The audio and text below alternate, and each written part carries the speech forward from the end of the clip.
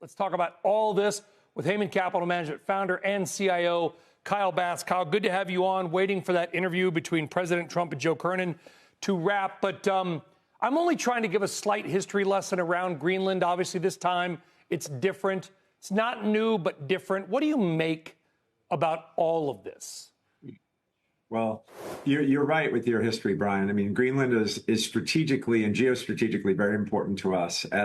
As China develops hypersonic weapons, if they were to launch hypersonic weapons against the Midwest or the East Coast, they would come right over the top of the Arctic, right over Greenland. We must put an enormous amount of our ground-based interceptors there. We need to put space arrays there. We need to keep maintaining that island. We've protected Europe for decades, and we put hundreds of billions of U.S. taxpayer money into protecting Europe. And what we're asking Europe to do is sell us Greenland, because Denmark was supposed to populate it.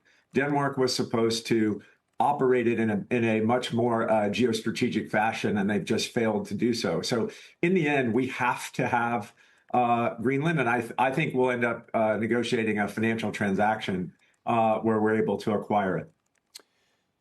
There has been a pushback in the markets. There's been some talk that maybe Europe sells stocks, they sell bonds. You look at, maybe not Denmark, but Norway, one of the biggest sovereign wealth funds in the world. They used to sort of co-possess Greenland with Denmark, Norges Bank. Do you see some kind of financial pushback or punch in the face or whatever you want to call it from Europe around Greenland that would impact our financial markets? I mean, Brian, as you know, we are 4% of the world's population. We are 25% of the world's GDP, and we are 60% of the world's capital markets. We have the most liquid, deepest markets in the world. We also have the highest interest rates of any developed nation. If someone is going to shoot their nose off to spite their face, be our guest. Our treasury market trades $1 trillion a day. It just doesn't matter.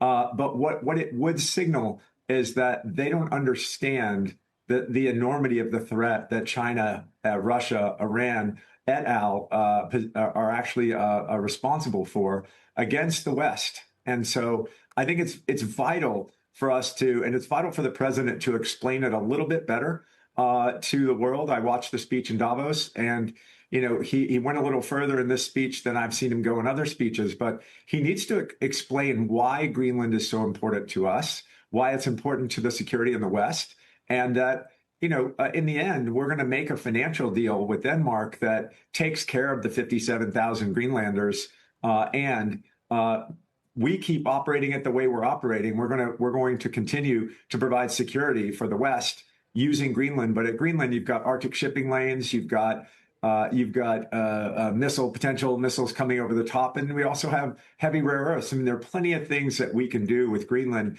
to help drive that economy in a more advantageous manner, while we're also defending the West and defending our homeland. I think it's look, if you even look back, you gave the history, but if you look back to Clinton, Bush, Obama, I mean, they spent a lot of time increasing Arctic security and spending a lot of money on our assets in Greenland.